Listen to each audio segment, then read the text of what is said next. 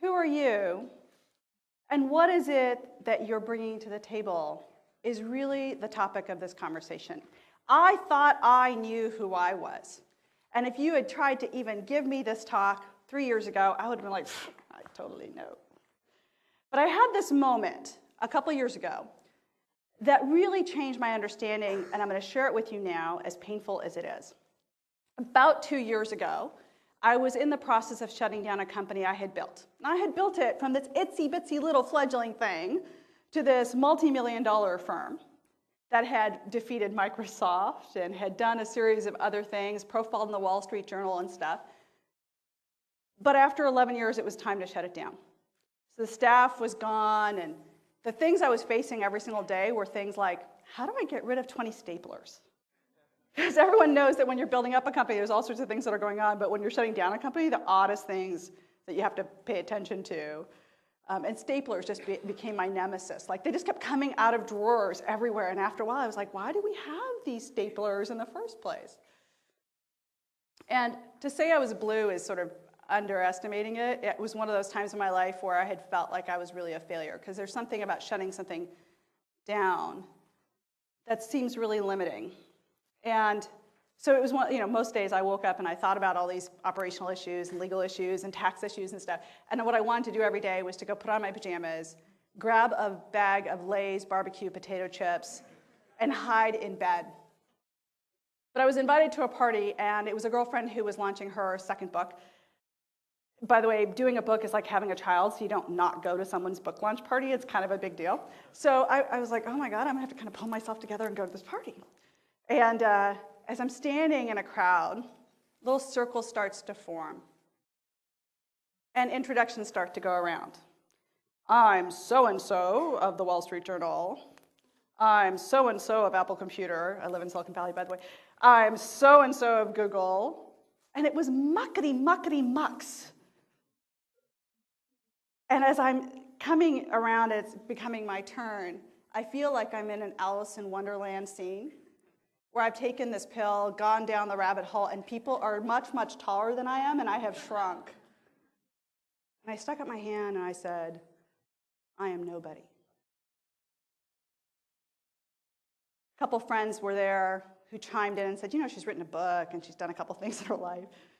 But I heard myself for the first time really hearing something I hadn't heard before, and it was one of those moments where I had hoped I'd had the magic lasso and I could kind of rope those words back in and kind of reel it in and say, oh, you didn't hear that. I didn't hear that either. Didn't ever happen. It got me thinking a lot about what defines us. Is it about the externalities of situations? Is it about the fact that you're from Houston? Is it about the fact that you might have a great title, lead a brand, have a great business, wear great bow ties? Is it about externalities, or is there something inherent to each person that is actually happening and manifesting its way through the titles and the jobs and the bow ties and the Houstonness that we are? In business today, I see this play itself out where I see admins being ignored, being told they don't count. And by the way, I was one of those admins. My first job at Apple Computer was as an admin. And I'd always go to the meetings like so excited, able to contribute, until everyone ignored all the admins. Later on, when I helped companies do this thing to solve really, really strategic problems, what I'd say is, and by the way, just to set up context on this, so there were companies that had been failing. They had missed a major product launch. They were missing a major market opportunity. It was always bad by the time we walked in the door. They typically tried to solve it themselves for some period of time. And then they had tried to solve it with like a McKinsey or Bain or somebody, and that had failed. And so by the time they got to us, it was sort of desperate times. And we would say, let us include people, anyone in the organization to come participate with us in solving the problem. I'd call it an invitation to play. And the leader of the business, whether it was a business unit owner or a CEO or the board or whatever, would say, oh, no matter how desperate we are, we're not that desperate. And I'd be like, invite the customer service rep who listens to the phone call. Invite the admin who hears what issues are going on. Invite the sales rep who isn't making his number. And have them help us understand what is the problem we're facing today and how could we solve it. And undoubtedly in one of those rooms, about 3 or 4 weeks in of good listening, of being attentive to one another, there'd be this moment. And it was always come from sort of the nobody in the room. And everybody would be like, that's it. And together they would move forward. And today in the marketplace, I see this happening in a bunch of really interesting ways. Let me give you a couple examples of how I see nobody's really changing things. Fold It is an online website doing the oddest thing, doing protein folding, sort of showing DNA sequencing and how it folds. And when the team that was originally creating this application idea, they said, well, you know, maybe there's some PhD students in India and China and other parts of the world who could contribute in their off time and help us understand this. And when we get this research codified, we'll be able to accelerate our learning. So we should crowdsource it. We should open it up to other people. And a year went by, and a lot of people had participated around the world, and they were thrilled at the results. They went back to find the very best protein folder in the world. Anyone know who it was? A British nurse. Was that what somebody said? Thank you. Do you remember what she did for a living every day?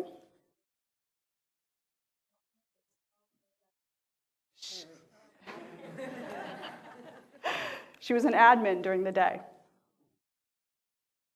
Somebody that would have been vetted out of the system had she first had to have been picked and deemed appropriate.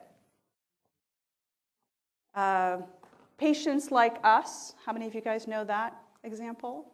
A bunch of friends, one of them being a brother, ended up getting Lou Gehrig's disease, and they were working with the doctor one-on-one and realizing that the actual flow of communication was incredibly slow and that this guy was going to essentially die before they figured out the solution. And they said, what if there's, and they were emailing all around the country with friends saying, what treatments worked, what phase of the disease are you in, et cetera, and trying to patch together information. And they realized they could actually open this up and allow everyone to participate. And of course, this is the opposite of how power works in the healthcare system. The healthcare system is designed around there's a doctor that knows everything and a patient who is the recipient of that information, right? The patient is the nobody in the case. And the doctor is all powerful. And patients like us just said, how about we share amongst ourselves what it is we're trying and doing and what's working and what's medically working and what's alternative therapy working and what our families are saying and create a community. And what happened was researchers kind of locked onto this and said, oh my God, sharing works. Sharing will allow us to accelerate the rate of innovation. Sharing will allow us to actually learn better. And of course, the understanding amongst that group was just how much community was actually created in the process. These nobodies became incredibly powerful in the way in which they shared. TEDx. TEDx is a perfect example of a bunch of people having power in a way that they didn't have before.